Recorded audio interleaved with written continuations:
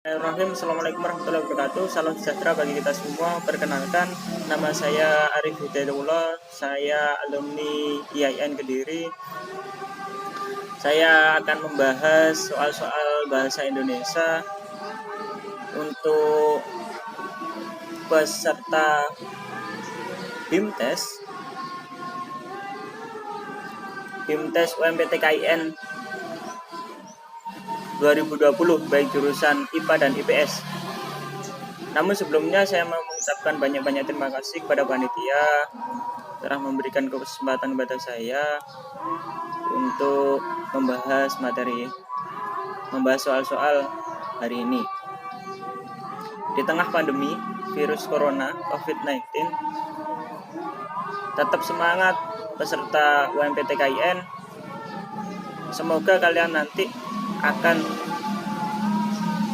lulus dengan nilai yang baik dan masuk perguruan tinggi yang kalian tuju.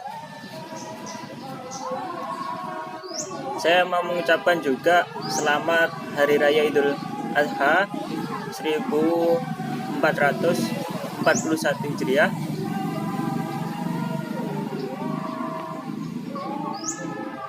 Baik, kita akan mulai pembahasan soal-soal BIMTes UMPT KIN yang sudah dikumpulkan dari beberapa sumber. Soal yang pertama, cermati paragraf berikut. Ketika saya akan memasuki ruang ujian ini, saya merasa tidak akan dapat mengikuti ujian dengan tenang. Akan tetapi setelah saya berdoa, perasaan itu menjadi berkurang. Ternyata saya ketakutan. Begitu lembar soal saya buka, saya menarik panjang dan mengucapkan nama Tuhan. Perasaan saya semakin tenang sehingga dapat menjawab soal dengan baik. Pertanyaannya di sini teman-teman ya. Kata baku yang tepat untuk melengkapi paragraf tersebut adalah, kuncinya yaitu ada kata baku ya.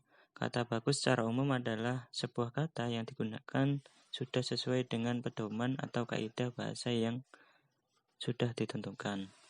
Kita mengenal KBBI ya teman-teman ya. Selanjutnya yaitu kata mana yang cocok untuk mengisi titik-titik di paragraf di atas. Ya. Dari A, B, C, dan D, kira-kira yang mana teman-teman? Yang C ya. Khawatir, hanya, dan napas. Khawatirnya pakai KH, hanyanya tetap, napasnya pakai P ya, napas ya. Selanjutnya yaitu soal nomor 2. Pemerintah akan memberikan bantuan pembangunan rumah atau bangunan kepada korban gempa. Bantuan pembangunan rumah atau bangunan tersebut disesuaikan dengan tingkat kerusakannya. Mohon maaf. Warga yang rumahnya rusak ringan mendapat bantuan sekitar 10 juta rupiah. Warga yang rumahnya rusak sedang mendapat bantuan sekitar 20 juta rupiah. Warga yang rumahnya rusak berat mendapat bantuan sekitar 30 juta rupiah. Calon penerima bantuan tersebut ditentukan oleh aparat desa setempat dengan pengawasan dari pihak LSM. Ide pokok atau gagasan utama paragraf di atas adalah, baik, di sini pertanyaannya terkait dengan ide pokok atau gagasan utama ya. Membahas ide pokok, kita mengenal induktif dan deduktif. Induktif yaitu adalah ide pokok yang berada di akhir paragraf. Kalau deduktif yaitu di depan paragraf. Mana teman-teman kira-kira yang paling tepat?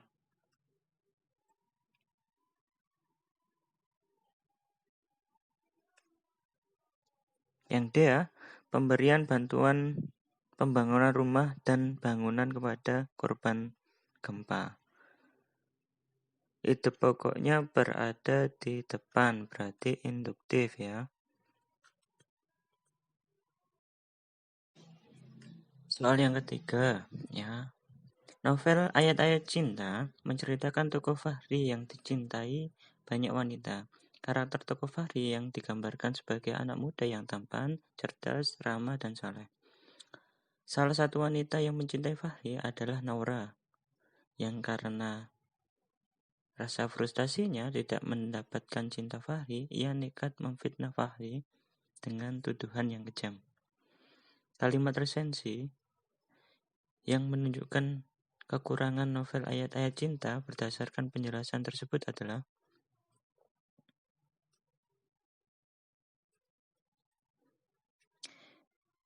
baik, kalimat kita di sini menggarisbawahi kalimat resensi ya teman-teman ya. Kalimat resensi di sini yaitu kalimat yang berisi ulasan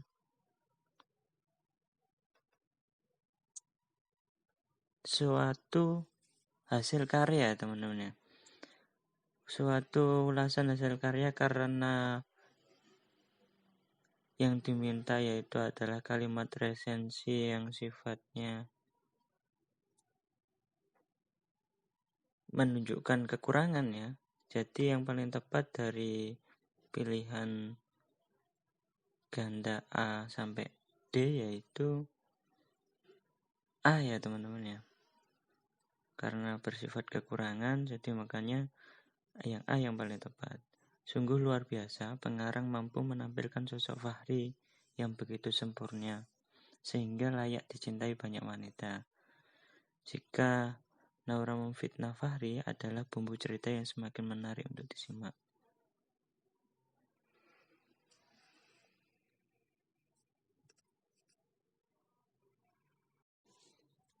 Soal nomor 4. Demam berdarah merupakan salah satu penyakit epidemik yang berbahaya. Jumlah penderita demam berdarah dapat dari tahun ke tahun cenderung meningkat. Penyakit ini disebarkan oleh nyamuk Aedes aegypti. Aedes aegypti berkembang biak di daerah-daerah yang sanitasinya buruk. Orang yang menderita demam berdarah harus segera mendapat perawatan atau dibawa ke rumah sakit. Rangkuman yang tepat paragraf tersebut adalah kira-kira yang mana teman-teman? Di sini terkait dengan rangkuman. Yang A, demam berdarah jenis penyakit mematikan di masyarakat yang disebabkan oleh nyamuk Aedes. B, demam berdarah disebabkan oleh nyamuk Aedes aegypti. Nyamuk ini berkembang biak di daerah yang sanitasinya buruk. Yang C, demam berdarah termasuk penyakit epidemik yang berbahaya. Penyakit ini adalah sanitasi yang buruk. Yang paling tepat yang B ya teman-teman ya. Yang D, demam berdarah jenis penyakit epidemik berbahaya disebarkan kurang. Yang B ya teman-teman ya.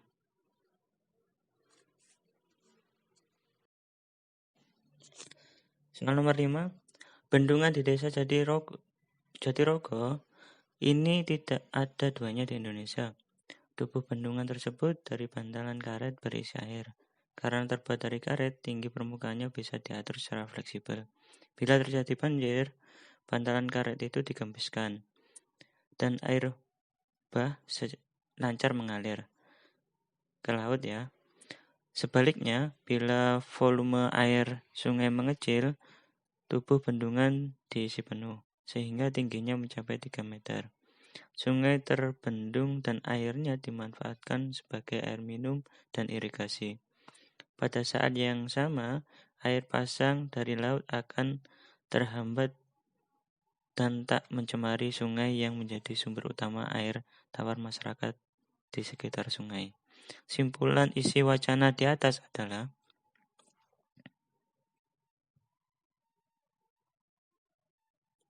yang D ya teman-teman ya. Simpulan atau kesimpulan ya pada intinya. Inti dari wacana tersebut itu apa? Yang D, pemanfaatkan air melalui bendungan bantalan karet.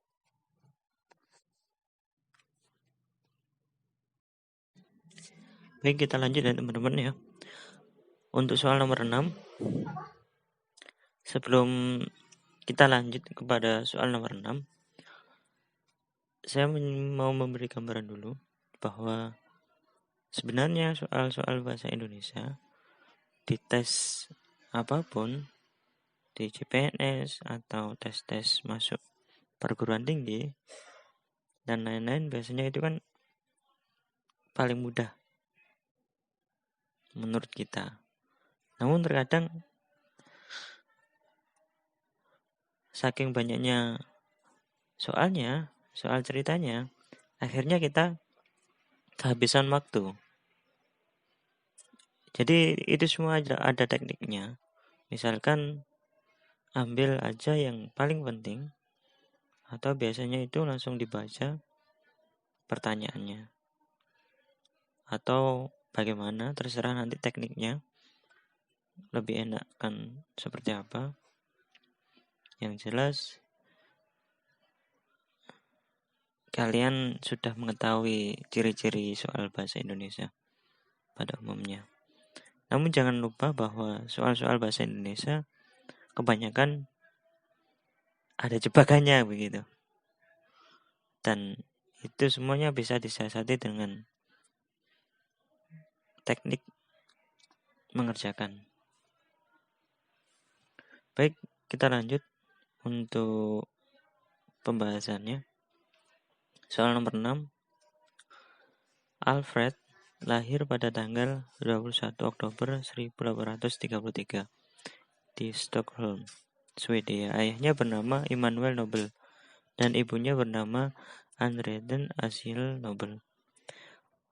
Ayah Alfred ialah seorang insinyur dan penemu. Ia membangun jembatan, bangunan, dan mengadakan percobaan dengan bermacam cara dalam meletakkan batu. Selama 2 tahun, Alfred mengunjungi Amerika, Prancis, Jerman, dan Swedia. Kemudian kembali ke Stockholm. Di sini Alfred mulai belajar bahan peledak, manufaktur aman, dan penggunaan nitrogliserin dengan menyebabkan satu aktivitas tertentu pada tahun 1864 ketika salah seorang saudara dan pekerjaan tewas dalam kecelakaan di pabrik. Di pabrik keluarga. Pihak berwenang melarang pada kesempatan ini untuk menggunakan bahan peledak di kota itu, jadi ia dipindah dan melanjutkan studinya. Pada tahun 67 ia patenkan dinamit dan studi akhirnya membuahkan hasil. Setelah 9 tahun ia patenkan sesuatu yang lain, galignet atau galintin blasting, yang merupakan peledak bahkan lebih kuat daripada dinamit. Keistimewaan tokoh dari kutipan tersebut adalah A. Ahli konstruksi, B. Ahli peneliti bangunan, C. Seorang pebisnis, D. Penemu dinamit.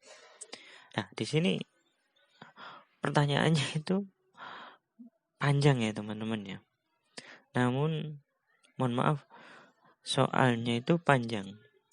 Tapi yang diinginkan dari pertanyaannya yaitu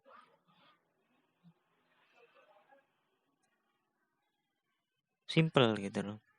Arti dari keistimewaan tokoh tersebut. Artinya kan tokoh di atas yang diceritakan di atas itu sebagai seorang yang mempunyai keistimewaan apa gitu loh.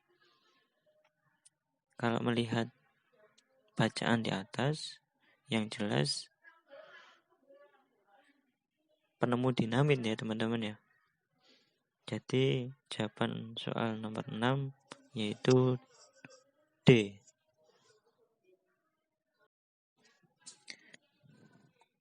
Kawan-kawan, kita next ya. Nomor 7. Silakan dibaca dulu. Setelah itu langsung kita bahas pertanyaan yang ditulis.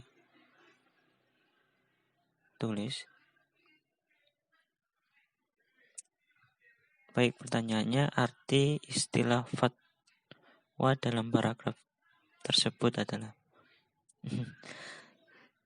kita kalau membahas fatwa teringat MUI, teringat fatwa ulama dan sebagainya.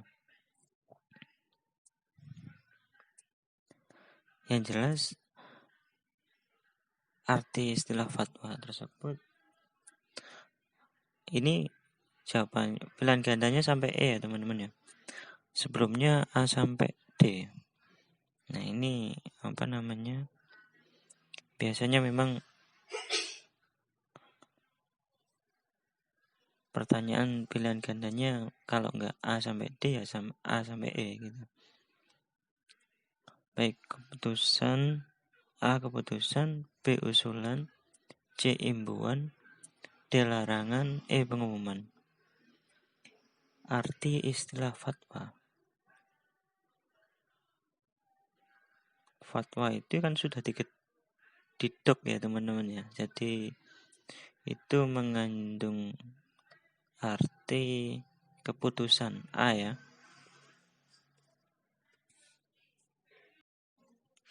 Nomor 8. Pemakaian sumber minyak bumi yang sangat besar untuk berbagai keperluan telah menguras sumber-sumber minyak bumi dunia. Sehingga persediaan minyak bumi dunia semakin lama semakin berkurang. Bila tidak ditemukan sumber energi lainnya sebagai sumber alternatif dalam waktu yang tidak lama lagi dunia akan mengalami krisis energi. Memang sampai sekarang minyak bumi masih merupakan sumber energi utama berbagai keperluan kehidupan manusia, terutama untuk berbagai macam industri dan transportasi.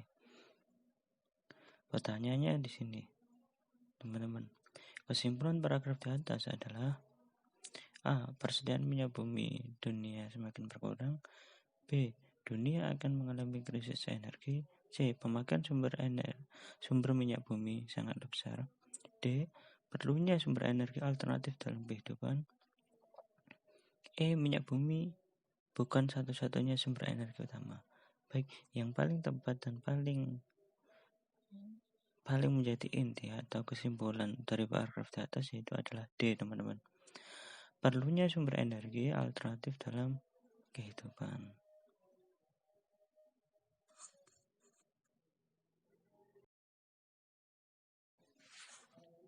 Next ya teman-teman.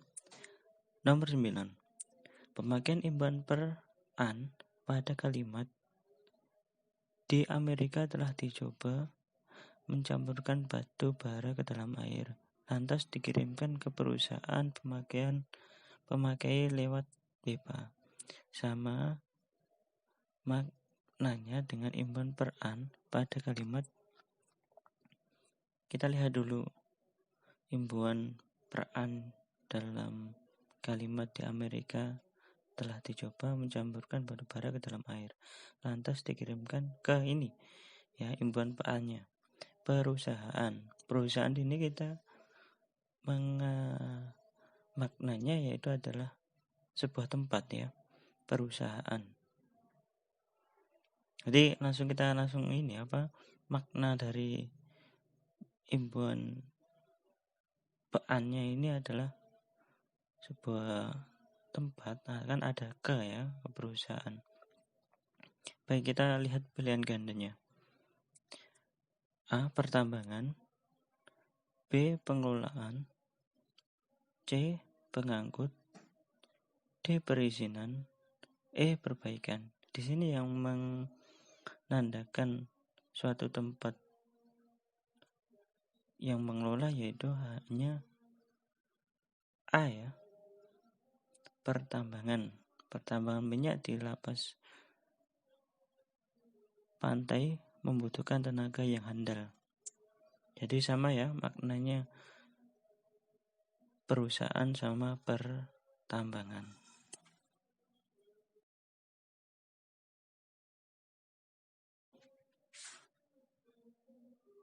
Sepuluh ya. Gubernur DKI menginstruksikan agar masyarakat dapat memanfaatkan lahan tidur untuk ditanami palawija maupun sayur-sayuran. Kata yang dicetak miring dalam kalimat di atas mempunyai makna. Kata yang dicetak miring dari kalimat di atas yaitu adalah lahan tidur. Kita save ya. Maknanya apa kira-kira, teman-teman? A. Kebun milik tuan rumah.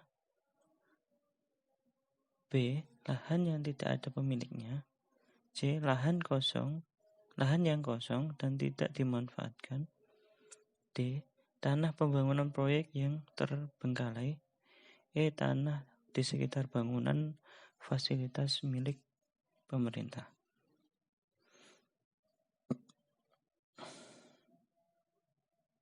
Lahan tidur maknanya apa, teman?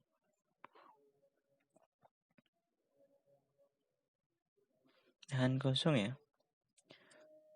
C ya lebih tepatnya ya. Lahan yang kosong dan tidak dimanfaatkan.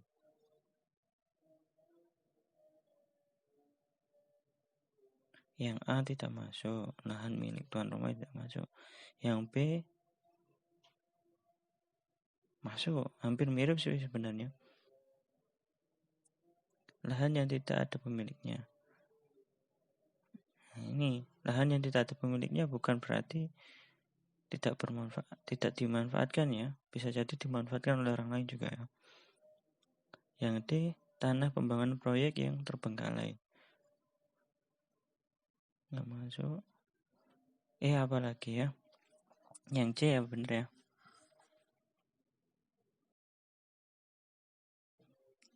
11. Kakak menggeleng-gelengkan kepala ketika mendengarkan nyanyian cucunya. Makna kata ulang dalam kalimat di atas adalah, kata ulangnya adalah menggeleng-gelengkan. A. Melakukan pekerjaan bersama-sama. B. Melakukan pekerjaan berulang-ulang. C. Menyatakan senang. D. Menyatakan saling. E. Menyatakan keadaan. Nah ini teman-teman ya. Ini pertanyaan apa? Bisa kalian sering keliru karena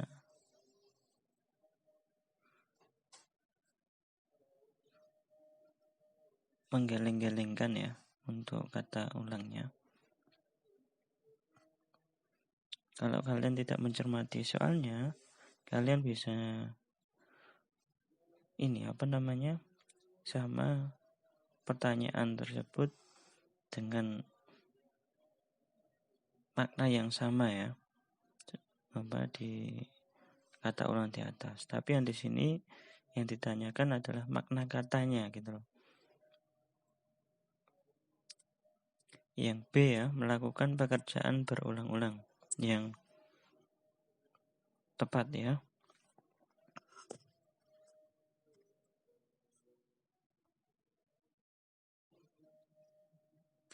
Di soal nomor 12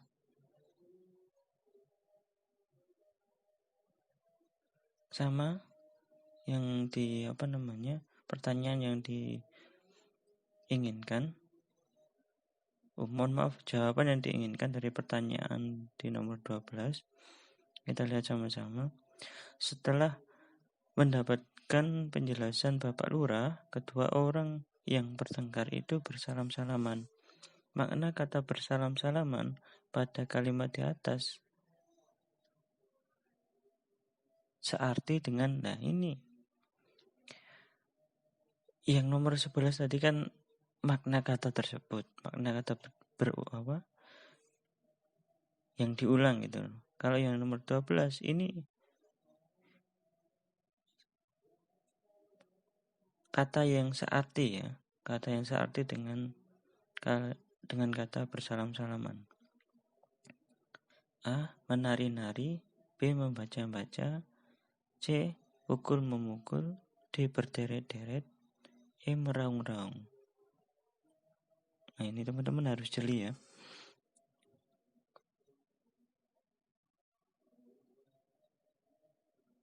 Ini seseorang kan melakukan kegiatan.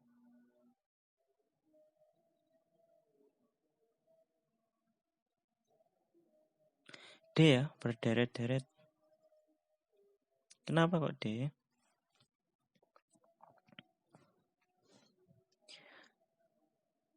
Bersalam-salaman ini kan kegiatan apa? Kegiatan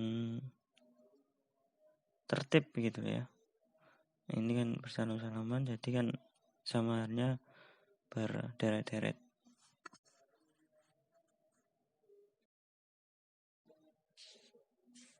Ya, ini nomor 13.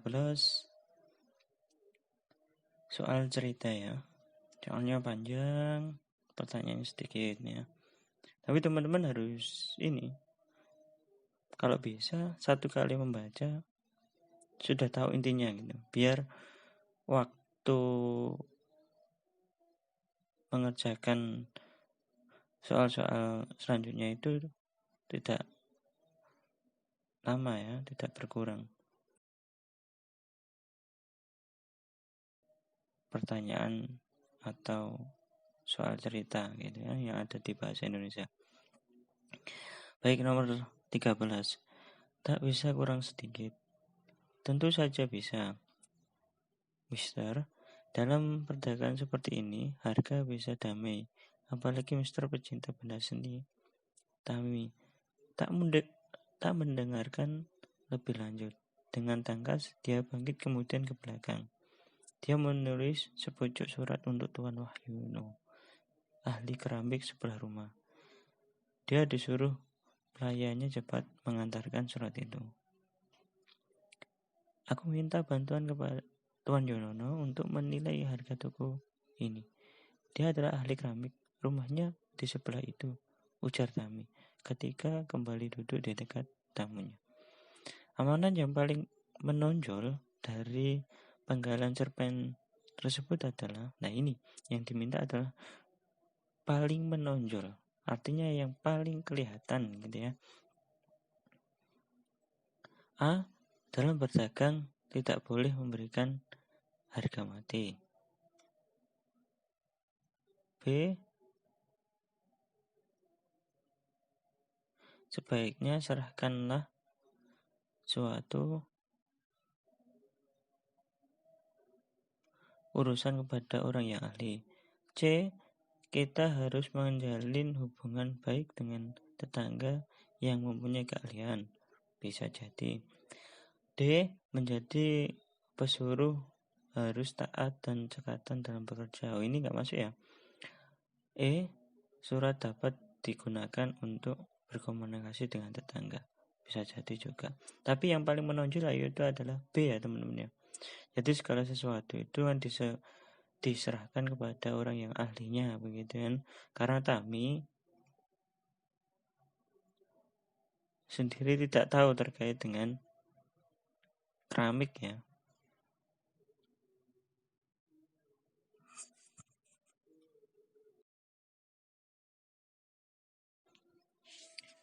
Nomor 14.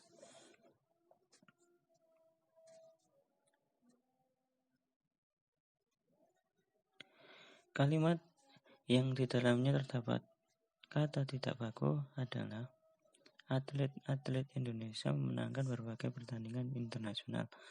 Bagi itu, Bapak Presiden meresmikan kilang minyak di lepas pantai.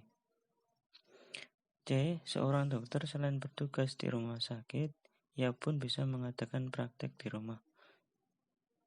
Dalam segi pengadaan dana, sebenarnya TVRI mempunyai beberapa fasilitas yang menguntungkan.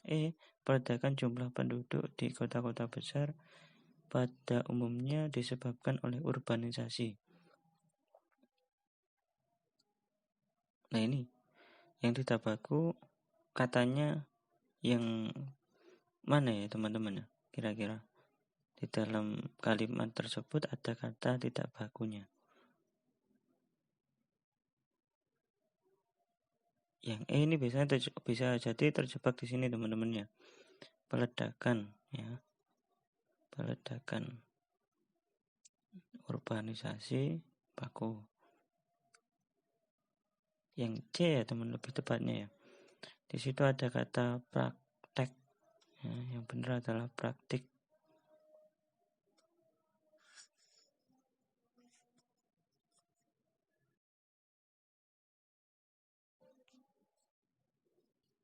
Pak Robert, nomor 15. Pak Robert membeli 7 galung beras. Kalimat di atas menggunakan frase ambigu. Ambigu ini kan gak jelas ya teman-teman, tidak jelas.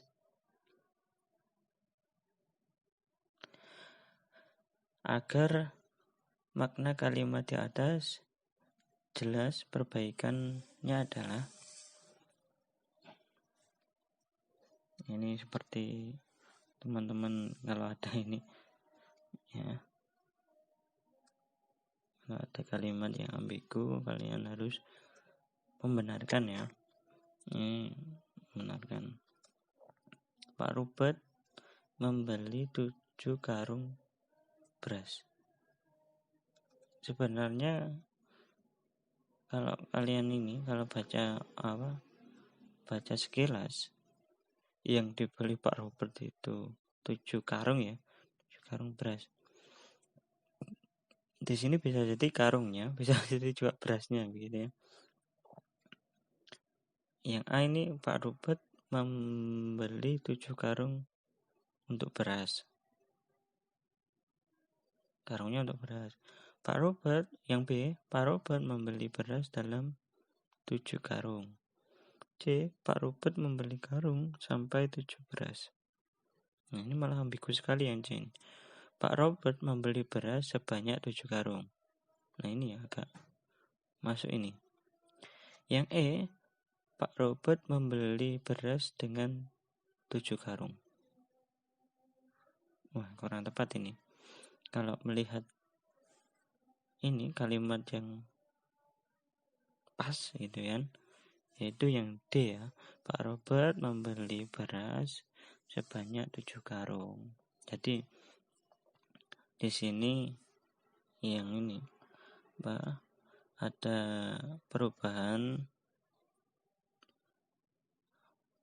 berasnya didahulukan ya, terus itu 7 karungnya itu di belakang dikasih imbuhan kata sebanyak ya, kata hubung sebanyak, biar makna kalimatnya bisa. Teman-teman, sebelum soal yang terakhir kita bahas, saya memberi saran pada teman-teman bahwa apa yang kita bahas sebenarnya itu bukan bocoran soal ya, hanya gambaran saja. Namun lebih jelasnya lagi bahwa soal-soal bahasa Indonesia rata-rata ya seperti itu. Ada soal cerita, ada soal terkait dengan melengkapi kalimat dan sebagainya.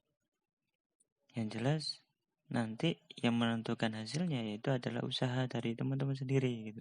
Saya yakin kok ketika kalian menjawab A, yakin benar A, insya Allah benar. Itu semua sudah usaha dari kalian semua. Namun jangan lupa kita harus berdoa ya. Semoga kalian sukses semualah. Amin.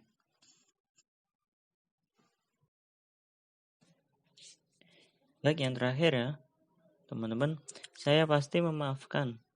Dia mau mengakui kesalahannya. Kata penghubung yang tepat untuk melengkapi kalimat di atas adalah A bahwa, B sebelum, C setelah, D dengan, E seandainya. Coba kita masukkan ya, satu-satu. Saya pasti memaafkan bahwa dia mau mengakui kesalahannya. Tidak, yang A tidak. Yang B coba. Saya pasti memaafkan sebelum dia mau mengakui kesalahannya. Ya bisa jadi ya. Yang C coba. Saya pasti memaafkan setelah dia mau mengakui kesalahannya. Oke, bisa jadi juga. D. Saya pasti memaafkan dengan dia mau mengakui kesalahannya. Nah, ini nggak masuk ini. Coba yang E ya. Saya pasti memaafkan seandainya dia mau mengakui kesalahannya. Nah, ini lebih tepatnya yang E ya.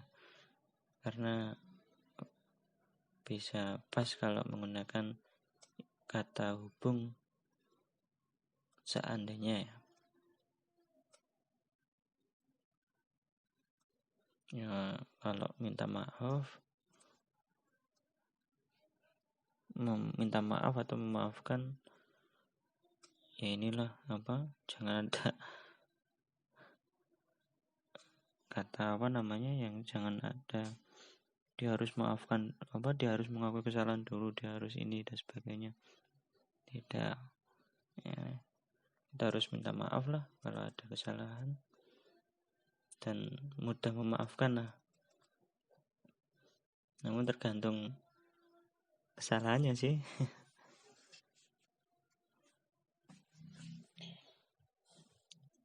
Ya, selesai ya, kita bahas sebanyak 16 soal. Jika nanti ada yang ditanyakan, langsung saja hubungi panitia ya, teman-teman peserta BIMTes UMPTKIN HMI Komisariat Tarbiyah IAIN Kediri. Terima kasih atas perhatian kalian kawan-kawan peserta BIMTes. Jika ada kurang lebihnya saya mohon maaf ya. Dan semoga ini bermanfaat bagi kalian yang akan menempuh ujian UMPTKIN.